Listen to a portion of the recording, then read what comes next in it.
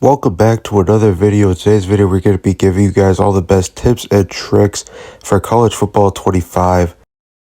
You guys are a big college football fan and you guys enjoy Madden and you guys are football fans in general, I recommend you guys subscribe with post notifications on because that is what we post on this channel. Now let's go ahead and get into our first tip. Now if you throw interceptions, this should actually help you a lot. So you're going to want to hold down the left trigger. So that's LT on Xbox. And then with the right stick, you want to go over to matchups. It will show all the receiver best matchups. Now green means they're more likely to win. So A or RB is most likely to win their matchups. As here right there, A is open in that drag and I get an easy 6 yards. So A was open because he had green under him. Now, it's not guaranteed they're going to be open, obviously. I mean, that'd be broken. But as you right there, I got three receivers, Y, A, and RB, all have green under them. But there were two red ones, so make sure to look out for that. That is a nice little helpful tip. Also, they have the same for blocking. If you go with your right stick and you go over to blocking, it will show which blockers are likely to win the matchup during the play, and that's actually really helpful. I see a lot of people play with their O-line, and yes, maybe you do have a bad offensive line, but more times than not, you just don't know the control. So right here, my center has a bad matchup. My left side of the line has a good matchup, though. My left guard and my left tackle both have great matchups, so I'm going to know if I'm going to roll out, I should roll out to the left side. All right, now for the second tip, read options. So read options are different in this game, guys. So you're going to have to hold A to keep the ball, unlike in previous Maddens where you hold A to give the ball to the running back. Just something I thought I would. It's not a groundbreaking discovery. I mean, it does mess with your mind a little bit because it is the complete opposite how bad it was. But this game is not bad, and they're really trying to get that across, that this game is not bad and it is different. As you see right there, I held A, and I was able to get through for a couple yards. So it will become... you guys will get used to it after a few games, but it does mess with you. So right here, this is the zone drop right here. So you guys are going to want to go ahead and hold down on the right stick for coach adjustments when you're on defense. Go down the zone drops and you put it at 30 when you want them to play back. So just ignore if they catch the ball. I'm just doing this for example purposes. Because you don't always want to put it at 30, if they're doing a medium route or a short route. You see right there, but you see how my quarterback was back. He was ready for a deep route. He was ready for a go route or a post all the way to the end zone. He was just ready for an absolute deep route. So you put it at 30, they're going to get more of a cushion. I would only really do this if you're playing an opponent who burns you over the top a lot. But as you can see right there, it didn't work. But it didn't work because it was a medium route. So you could see how far back my quarterback was lined up. Now I'm putting 5 just to show the difference for you guys. So 5 means they're going to play up more. I mean, I would do this if they're throwing like a lot of slants or screens, I guess. But I wouldn't stick to this all game. But this is just a helpful tip if you are getting burned deep a lot or if you're getting burned by slants a lot and your quarterbacks are giving too much of a cushion. So you see right there, absolutely nothing compared to what it was. They were like way, way deep back playing off the ball. But now the second it is caught, my quarterback comes crashing in. So as you can see right here, watch the right side of the screen because that's probably where they're going to throw it. And just watch how my cornerbacks come crashing in. They take like maybe 1 or 2 steps back. Yeah, as you see right there, they come crashing in. I mean, they laid down pretty good blocks. I mean, nothing you can do about that. But yeah, so that is a helpful defensive tip. So if you guys are getting sacked like this, you guys need to learn how to do pass block adjustments. This is also user playmaker tip too. So pass block adjustments, you just want to hit X, and like you're doing an audible, you hit LB, and then you guys can put a double team on. You guys can max protect. I normally do double teams. I mean, double teams are like the most common. As you see right there, I got pressure off the right side. So I hit a double team. So they should block it better. And I'm going to go ahead and put my running back on a pass protect. Yeah, I'm putting my running back on a pass protect.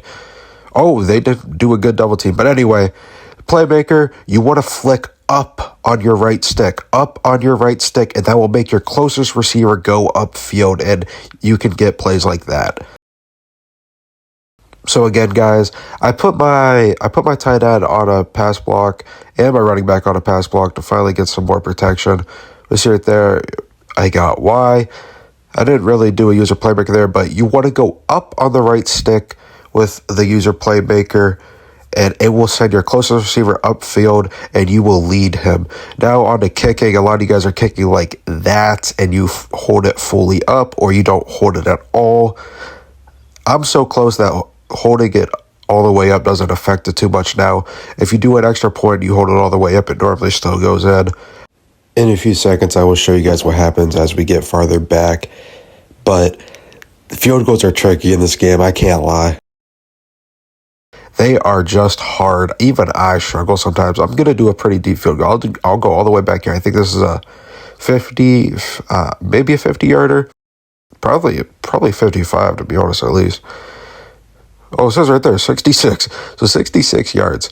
And see, as you can see, it's swaying back and forth so fast. This is just the kick meter on crack right now. So as you see right there, I shanked it left. You want to get it in the green ideally. If you get it into the yellowish, it's okay, as long as it's in the part of the inner yellow closest to the green. And you guys can adjust with the left stick. You know, if you're on the right hash marks, you're going to want to adjust more left. But as you see right there, you think I'm far away, so I want to do full power, but absolutely not. If you do full power, it just makes it go bad. So you want to get as closest as the arrow as possible, but you don't want to go to the top of the arrow.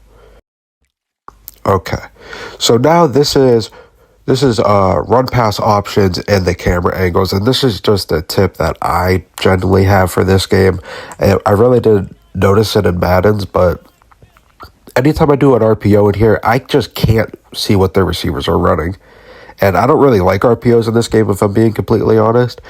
I mean, I do, but not plays like this. Like, if it's a regular run and like a screen, I don't mind, but if it's a little bubble screen, I don't like it. I don't like it at all, because I don't see anything unless I'm doing this camera angle, and you guys can adjust the camera angle by hitting down on the D-pad. But as you see right here, I get way bigger of a view, but I go to the regular. See right here, this is what I normally play on. This is what most people play on. I mean, he ended up catching it, and he maybe got tackled for less yards, but that could have been an interception. I have no clue who was open over there. It wasn't in my screen of view. I couldn't see anything. So that is why it is pretty scary, and you can throw a lot of interceptions if you don't change your camera angle on run pass options. And I don't like turning the ball over. That is how you lose games. So as you see right there, you just get a better view, and I know what you're thinking. It was like, well, why don't you just play on that view for the whole game if you can get a better sight? And honestly, to answer that question, I just am not used to it enough to play on a full game. I'm sure if I did a few more practices, I could, but I'm just not used to it. I mean, I don't know. It's honestly a good question. Like, if you become used to it, I think you're honestly at an advantage if you do this camera angle, but I am not used to it personally. But it is up to you guys. I do this one. Thank you guys so much for watching this video. If you guys are a fan of football, Madden, or college football, make sure to leave a like and subscribe for more content. And if you guys are trying to get into college Ultimate Team, I have a video out of what to do when you first start college Ultimate Team. And obviously when Madden 25 gets closer, we will be having a bunch of videos about Madden 25 and just regular NFL analysis. I mean, Jay, another guy on the channel, is doing off-season reviews, and he's only got one more division to do, or he might, by the time this is posted, it might be completely done. So make sure you guys go and check out the channel for those videos, and link will be in description for what to do when you first start college Ultimate Team. So guys, like I said, if you are a fan of the NFL, you are a fan of football, you are a fan of college football, Madden, subscribe, because we got all the content you need.